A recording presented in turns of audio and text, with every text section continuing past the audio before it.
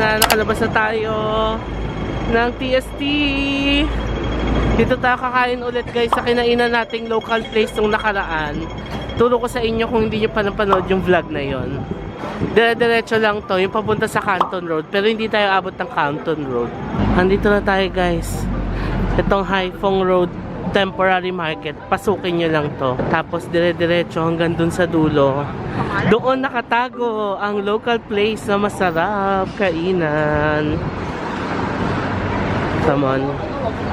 Ito na guys, malapit na tayo dun sa local place. Halakas parang sarado na.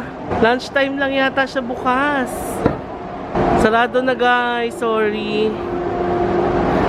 Sayang, 7:50 ng gabi. Sorry guys, sarado na.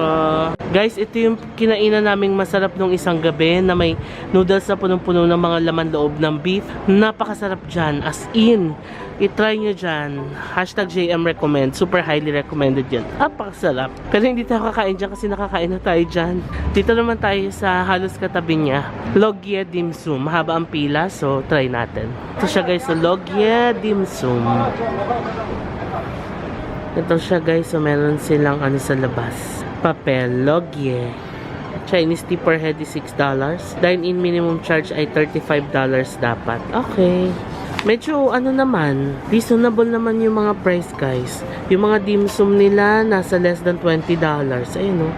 18, 16, 25. May mga 30 din. Kasi yung mga rice, ano nila, rice meal. Ayun o, less than $50. Diba? Yun na, pinapasok na kami. Let's go.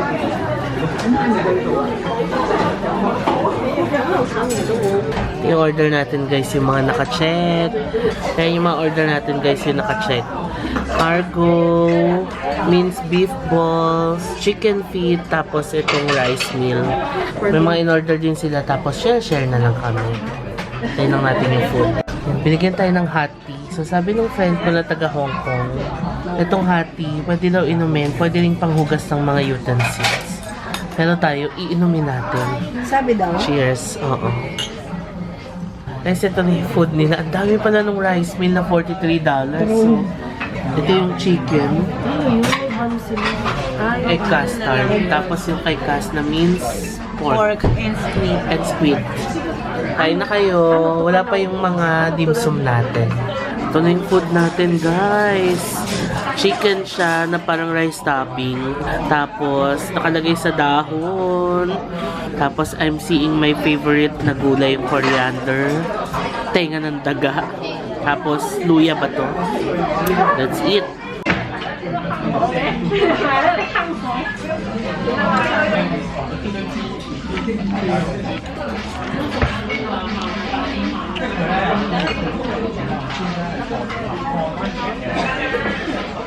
Fairness, masarap siya guys. Sobrang dami nga lang ng serving.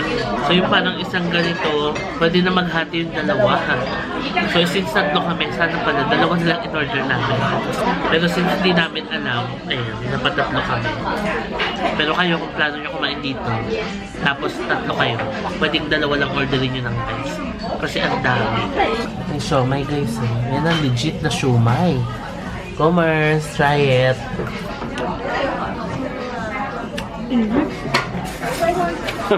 Mainit pa.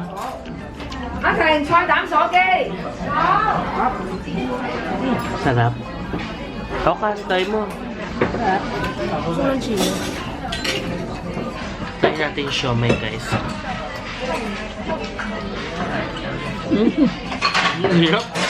Masarap. Hipon ba yun? Hipon yun, no? Pork and shrimp siya, guys. Masarap. Legit na legit yung nasa, no? Super lambot. Tapos, sobrang init. Ang sarap.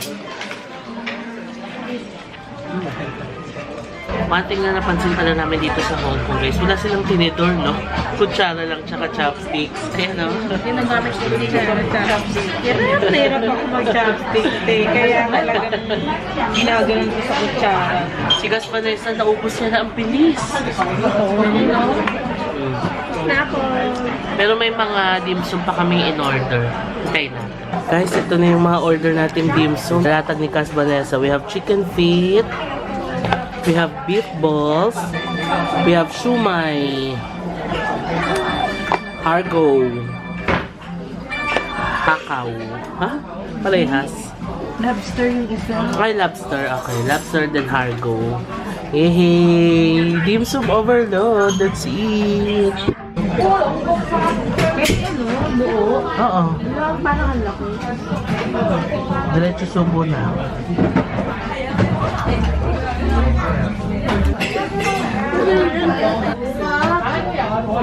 Sarap. Ano to? Hipon. Ipon.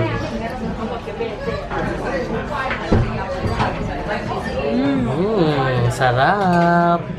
Next, try naman natin yung lobster, guys. Since tinry ni Cas Vanessa yung Hargo. Hargo. Parang hakaw sa atin. Hargo sa kanila. Lobster talaga to? Laman ng lobster talaga to. Guys, ay, ang laki ng ano naman. Grabe, ang laki ng laman ng lobster, guys. Wow! Siyempre, sausaw natin sa chili. Chili mansi. Char. Chili toyo. Taman-tawa si Cas Vanessa. Benta.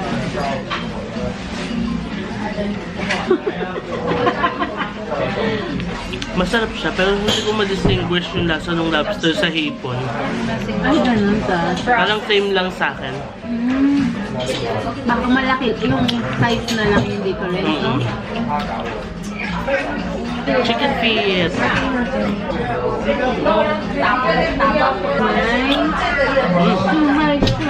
Masarap yung chicken feet, guys. Favorite yan eh. Favorite ko to, pero parang matigas siya.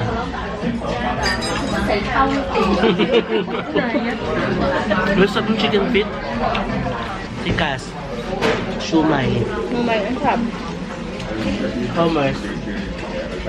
Sarap ang ini. Siksik.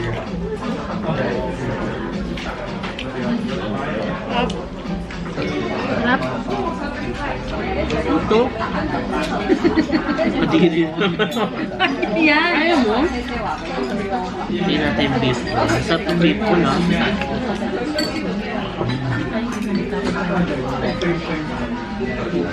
Tikem. Ano? Beef roll? Beef ball. Beef ball? Mas chicken feet to. Lasa na naman yung Yes, chicken feet. Okay, tapos na tayo kumain, guys. And ang total natin ay 263 Hong Kong dollars. So parang tag $80 tayo. Pwede na din. Pwede na din kasi ano naman to. Legit dim sum Chinese food. Okay? Okay. Ay, doon pala. Thank you. Yan, may mabait kami nakakausap dito kasi marunong siya magsalita ng English. Nakalimutan ko pay at the front nga pala dito. Okay, labas na tayo, guys. At tinatawa ko kay Mars, nangingi ng tubig. So, ginayang water. Binigyan kami ganito. Nung binuwan sa sabi niya, ay mainit. Hindi pa nasanay, pang 5 araw na natin dito. Wala namang sinerve na Wala na, never naman tayo na-serve ng malamig na tubig. Yan pala lang sa merkado. Sabi niya, ay mainit. Yun pala ang purpose nito. Sige guys, labas na tayo. Sarap, yung sarap ng food dito. Parang for me, it's 9/10 kasi legit na dim sum place siya. Ayan. Cas, what can you say about the food that we ate?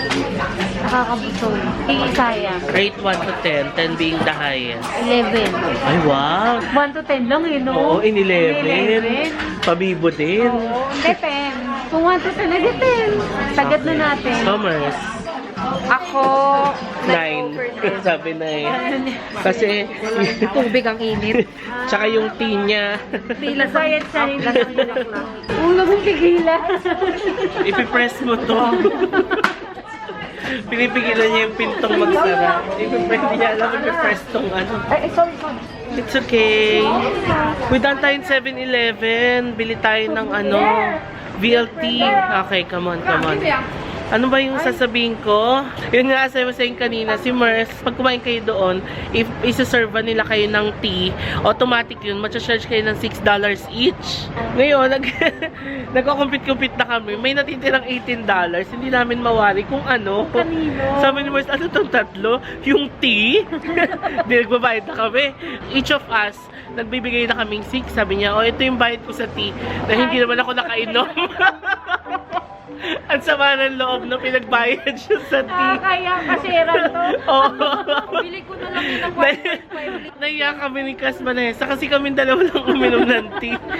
Tapos kasama siya sa share. It's okay. Hindi parang hindi okay. Oh, hindi. Kasi sabi niya, oh, ito na yung bayad ko sa tea. Kahit na hindi naman ako nakainom.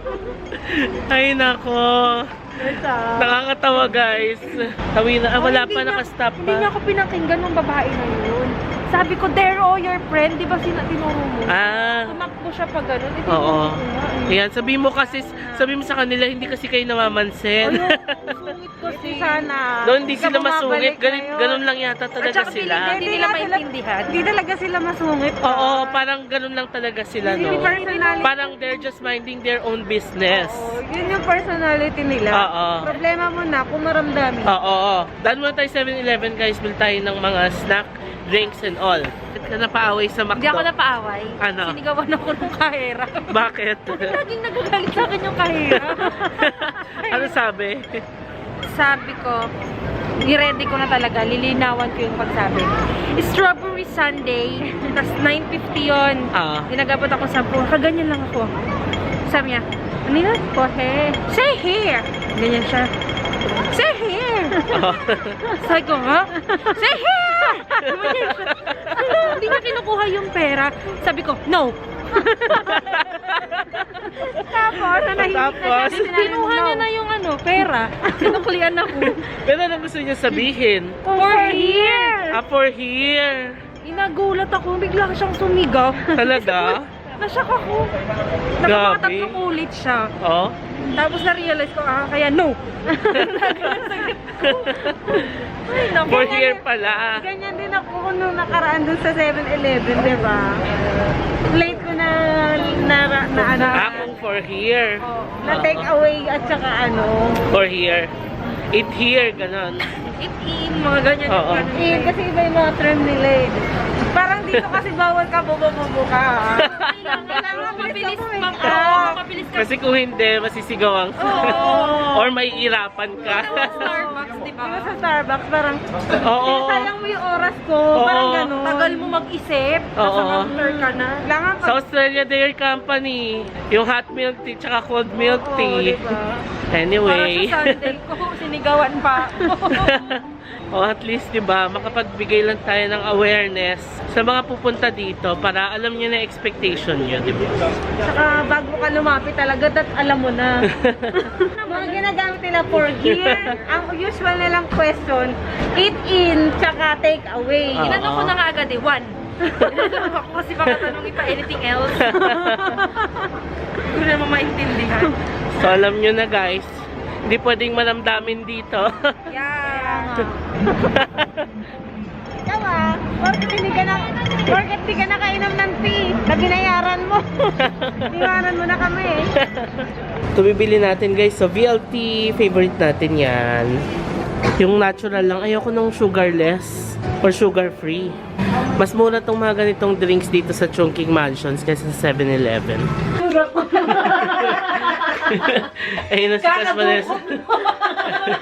Akalapat mo ng gano'n. So we're here na sa ating hotel room, guys. It's currently 9:30 na, no? 9:34 ng gabi and kababalik lang natin dito sa hotel. So nag-take out lang tayo, guys, ng VLT. Tapos yung bueno na biskwit, tapos si Cas nag-coke. Si Mers, ice cream from McDonald's. Okay, so yun lang. Inom na lang tayo ng tea. Tapos, sleep na tayo, guys. And tomorrow will be our 6th day here in Hong Kong and our last full day. Kasi the next day, uwi na tayo sa Manila. Sana nag-enjoy kayo guys sa mga pinuntahan natin, no? We really love the experience doon sa Victoria Peak. Napakalamig nga lang pagpupunta kayo doon. Magdala kayo ng gloves, ng heat tech, magdala kayo ng scarf, and mag-coat kayo kasi malamig na malamig talaga sa taas.